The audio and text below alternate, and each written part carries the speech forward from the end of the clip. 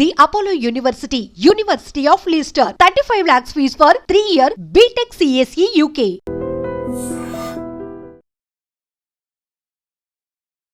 Welcome to iDream media.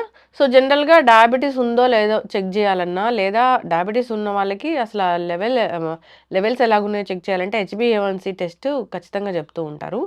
ఇది చేయించుకోవాలంటే ఎటువంటి జాగ్రత్తలు తీసుకోవాలి, పూర్తి వివరాలు తెలుసుకుందాం. మనతో పాటు ఉన్నారు ప్రముఖ internal medicine specialist doctor Rajesh Ukkala గారు. డాక్టర్ గారు నమస్తే అండి. నమస్తే. HbA1c ఇది 3 months of random blood sugar అని చెప్తూ ఉంటారు. ఇది కరెక్ట్గా ఉంటే మనకి షుగర్ లేనట్లేనా? లేదు, దీంట్లో చాలా వేరియబుల్స్ ఉన్నాయి.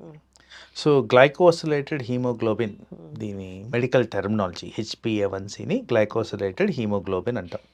సో ఇక్కడ హీమోగ్లోబిన్ అని వాడాను కాబట్టి ఎవరికైతే రక్తహీనత ఉంటుందో, హీమోగ్లోబిన్ శాతం తక్కువ ఉంటుందో వీళ్ళల్లో HbA1c డైరెక్ట్గా కోరిలేట్ కాదు షుగర్స్కి. ఎందుకంటే హీమోగ్లోబినే తక్కువ ఉన్నప్పుడు షుగర్ బైండింగ్ ఏదైతే ఉంటుందో అది ఎక్కువగా కనిపిస్తుంది. ఓకే. సో అది అబ్నార్మల్గా హై లెవెల్ చూపించేదానికి ఆస్కారం ఉంది. సో ఇన్ ద కాంటెక్స్ట్ పేషెంట్ని బట్టి మనం కన్సిడర్ చేయాల్సిన అవసరం ఉంది. సో ప్రతి ఒక్కరికి HbA1c హై ఉంది అని చెప్పి డయాబెటీస్ మీకు ఉందని చెప్పకుండా మిగతావి కూడా మనం అనలిటికల్గా చూసుకొని దాని క్రమంలోనే డయాబెటీస్ అనేది టార్గెట్ చేయాలి. మిగతా అంటే మళ్ళీ ఫాస్టింగ్, పోస్ట్ లంచ్, ఈ మధ్యకాలంలో రీసెంట్గా కొన్ని రీసెంట్ ఇన్సులిన్ రెసిస్టెన్స్ని కనిపెట్టే విధంగా టెస్ట్లు ఉన్నాయండి. అవి కూడా చేసుకొని పర్టికులర్గా ఫస్ట్ టైం డయాగ్నోసిస్ ఉన్నప్పుడు అవన్నీ కన్ఫర్మ్ చేసుకొని ట్రీట్మెంట్ ఇవ్వడం అనేది జరగాల్సిన అవసరం ఉంది. ఓకే. అంటే HbA1c అనేది అసలు ఎంత లెవెల్ ఉండాలి డాక్టర్ గారు? ఐడియల్ సినారియో లెస్ దెన్ 5, 5.7 నుంచి 6.5 వరకు pre diabetes. Okay. 6.5 and above is diabetes. 7 ఉంది.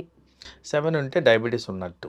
మరి ఈ కాంటెక్స్లో ఇది ట్రూ పిక్చర్ అయినా కాదా, ఏమైనా రక్తహీనత ఉందా, వీళ్ళ ఫాస్టింగ్ పోస్ట్ లంచ్ నార్మల్ ఉన్నాయా లేవా, ఇలాంటివన్నీ కూడా గమనించుకోవాలి.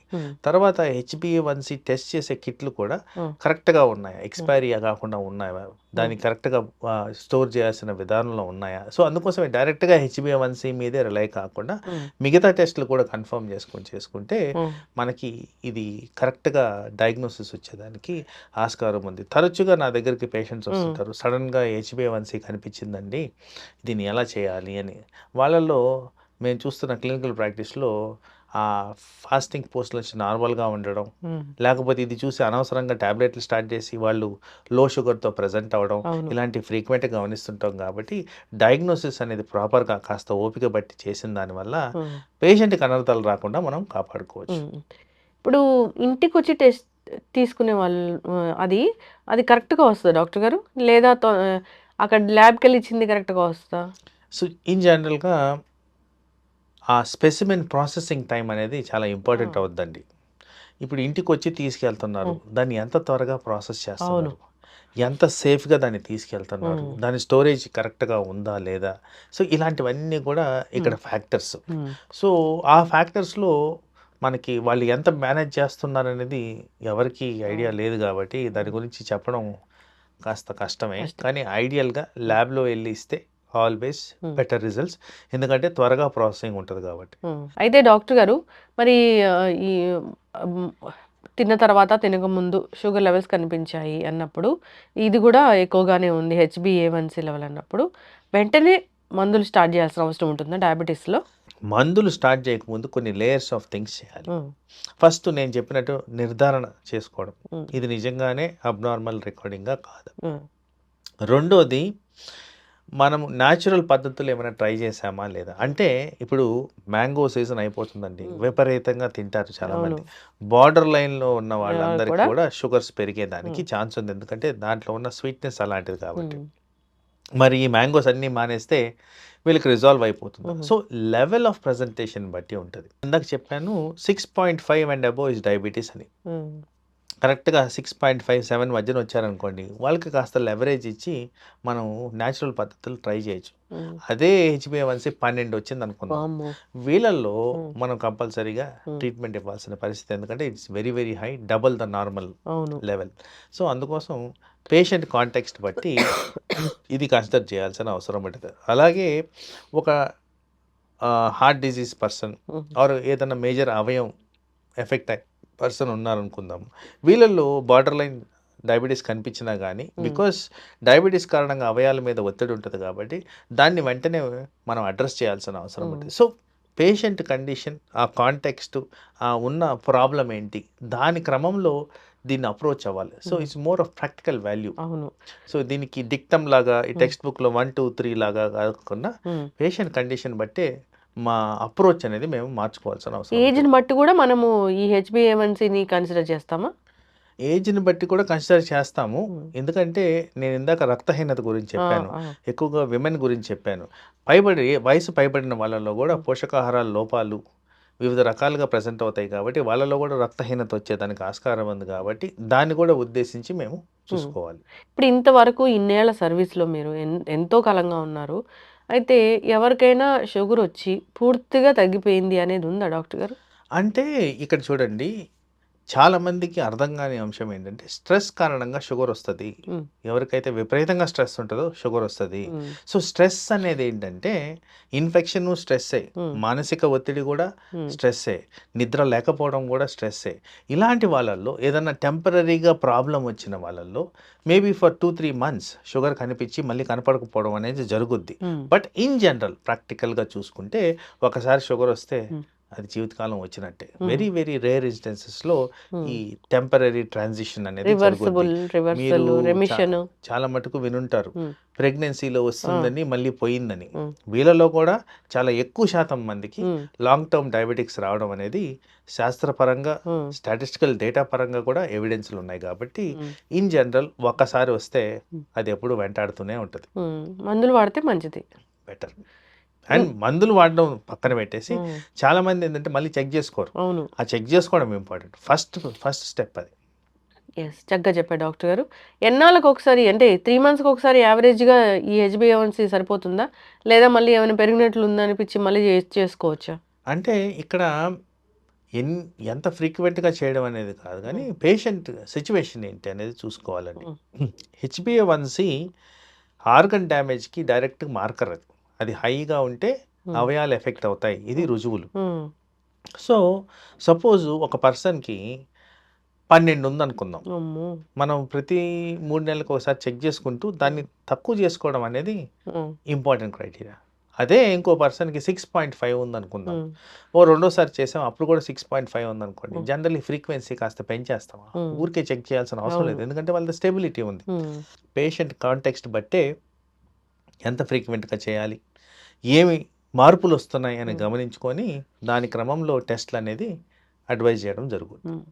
ఇప్పటి వరకు షుగరే లేదు అంటే ఎంత ఏజ్ ఉన్న వాళ్ళు ఎట్లాంటి ఈ షుగర్ టెస్టులు చేయించుకోవాలి, ఎంత ఫ్రీక్వెంట్? జనరల్ రికమెండేషన్స్ అగైన్ ఇది వరకు 35 years అండ్ అబవ్ కంపల్సరీ సంవత్సరానికి ఒకసారి చెక్ చేసుకోండి అని. ఇప్పుడు ఈ మారుతున్న కాలంలో ఈ వెస్టర్నైజేషన్ ప్రోగ్రాంలో నేను 20 సంవత్సరాలకే చెప్తున్నా. 20 yearsకి పర్టికులర్గా రిస్క్ ఫ్యాక్టర్స్ ఎక్కువ ఉన్న వాళ్ళకి, రిస్క్ అంటే ఏంటి, ఫ్యామిలీలో ఉంది, ఊబకాయం ఉంది, ఇన్యాక్టివిటీ ఉంది, అలాంటివి ఏమైనా మార్కర్స్ వచ్చినప్పుడు కంపల్సరీ 20 సంవత్సరాల నుంచే ఇది మానిటర్ చేయడం బెటర్ అని మేము గమనిస్తూ ఉన్నాం. అదే there is a lot of transition ఈ దీంట్లో. ఫిక్స్డ్ గైడ్ లైన్స్ కాకుండా ఫ్లెక్సిబిలిటీ అనేది అవసరం ఇక్కడ. ఇప్పుడు ఇంకేదో చిప్ లాంటిది వచ్చింది పెడుతున్నారు షుగర్ మానిటర్ చేయడానికి అంటున్నారు, ఏంటి డాక్టర్ గారు అది? ఇది కంటిన్యూస్ గ్లూకోజ్ మానిటరింగ్ అనేది స్మాల్ డివైస్ కనుక్కున్నారు. సింపుల్ డివైస్, ఈ చేతి మీద దాన్ని అటాచ్ చేస్తారు, దానికి ఒక కంప్యూటర్ కనెక్షన్ ద్వారా షుగర్ మానిటరింగ్ డైరెక్ట్గా మీ ఫోన్కి మానిటరింగ్ వచ్చేస్తుంది. About 14 days of continuous monitoring ఉంటుంది. సో మనకి హెచ్చుతగ్గులు ఎక్కడ జరుగుతున్నాయి, దీన్ని ఎలా మార్చుకోవాలనేది చాలా ఎఫెక్టివ్గా మనకి గైడెన్స్ ఇస్తుంది. సో అది డెఫినెట్గా డయాబెటిక్ పేషెంట్స్లో అందరికీ రికమెండ్ చేయాల్సిన ఇన్స్ట్రుమెంట్ అది. ఓకే, కరెక్ట్గా వస్తాయి వాల్యూస్ అనేవి. Absolutely correct.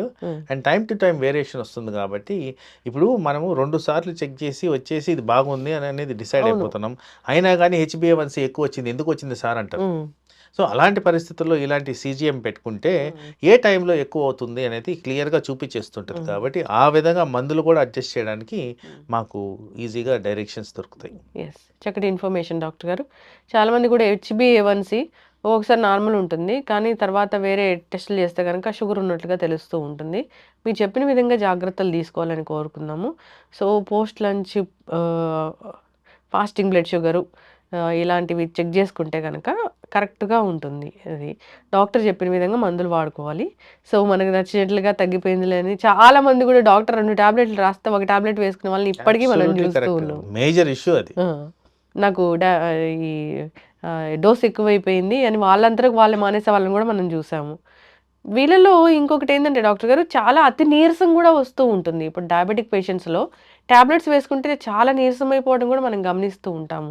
దానికి ఏమైనా రెమెడీస్ ఉంటాయా? సో ఇక్కడ 2-3 థింగ్స్ అండి. మీరు చెప్పింది చాలా ప్రాక్టికల్ థింగ్ అండ్ అనవసరంగా పేషెంట్స్ కాంప్లికేషన్స్ ఫేస్ చేయడం మేము గమనించాము. ఒకటి 3 సెగ్మెంట్స్లో చూడాలండి ఇది. ఒక సెగ్మెంట్ ఏంటంటే లో షుగర్స్ అయిపోతున్నాయా బికాస్ ఆఫ్ మెడిసిన్. రెండో సెగ్మెంట్ అంటే హై షుగర్స్ ఉన్నాయా, రెండిట్లో నీరసం అనేది ప్రజెంటేషన్ కామన్. మూడో సెగ్మెంట్ అంటే వెరీ ఇంట్రెస్టింగ్ సెగ్మెంట్ ఇది. ఇందాక నేను చెప్పిన కాంటెక్స్లో 12 HbA1c ఉందా అనుకున్నాం. వీళ్ళల్లో జనరల్గా యావరేజ్ షుగరు 500-600 ఉంటుంది. సో వీళ్ళకి సడన్గా నేను 100 చేసేస్తే బాడీ అలవాటు పడిన విధానంలో మార్పులు వస్తాయి. సో అలాంటి వాళ్ళలో నీరసం అనిపిస్తుంది. సో ఇలాంటిది చెక్ చేసుకొని క్రమ పద్ధతుల్లో తగ్గిస్తే ఈజీగా ఇలాంటి ప్రాబ్లమ్స్ని నివారించుకోవచ్చు. డాక్టర్ తినకముందు టాబ్లెట్ వేసుకోమంటే అలా వేసుకోవడం వల్ల, టాబ్లెట్ తీసుకోవడం వల్ల మాకు కళ్ళు తిరుగుతున్నాయని తిని వేసుకునే వాళ్ళని కూడా మనం చూసాం డాక్టర్ గారు. అబ్సల్యూట్లీ చాలా మిస్గైడెన్స్ ఉంది. పని చేస్తుంది అంటే గుడ్డిలో మెల్ల. సో బేసికలీ ఐడియల్ చెప్పిన విధంగా వేసుకుంటే డోసేజ్ రిక్వైర్మెంట్ తగ్గిపోతుంది అండ్ కంట్రోల్ బెటర్గా వస్తుంది.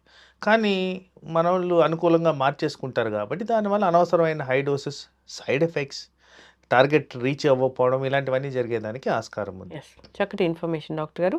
కంటిన్యూ చేద్దామండి. డయాబెటీస్ గురించి చాలా డౌట్సే ఉంటాయి. ఇంకా ఇన్సులిన్ గురించి కావచ్చు, మందుల గురించి కావచ్చు, టెస్టుల గురించి కావచ్చు, అసలు రాకుండా జాగ్రత్తల గురించి ఈ సిరీస్ కంటిన్యూ చేద్దాం. చక్కటి ఇన్ఫర్మేషన్ డాక్టర్ గారు. ధన్యవాదాలు. నమస్తే. Sir, one life lesson what medicine has taught you. Whatever you can do without expecting. But I really believe మన పాజిటివ్ యాటిట్యూడ్ ఉంటేనే మనం ఏదైనా సాధించగలం. గట్ని మనం కరెక్ట్గా డీల్ చేసినట్లయితే అది మనకి పాజిటివ్ హార్మోన్స్ని రిలీజ్ చేస్తుంది. షుగర్ వచ్చిన వాళ్ళ పరిస్థితి ఏంటి? పొట్ట దగ్గర పెరిగితే దాన్ని ఆండ్రాయిడ్ అంటారు, ఆండ్రాయిడ్ ఫోన్ కదా. అసలు థాట్స్ ఎందుకు వస్తాయి? బ్రెయిన్ డెడ్ అంటే దానికి ప్రపంచం అంతా కూడా కొన్ని నిర్దిష్టమైనటువంటి లక్షణాలు ఉంటాయి. మానసికంగా ధైర్యంగా ఉంటే క్యాన్సర్ జయించవచ్చు. You are a doctor for a cause sir, అంతే. వాళ్ళకి వచ్చిన ఆదాయం కాకుండా ఫ్రీ సర్వీస్ ఎంతమందికో చేస్తారు.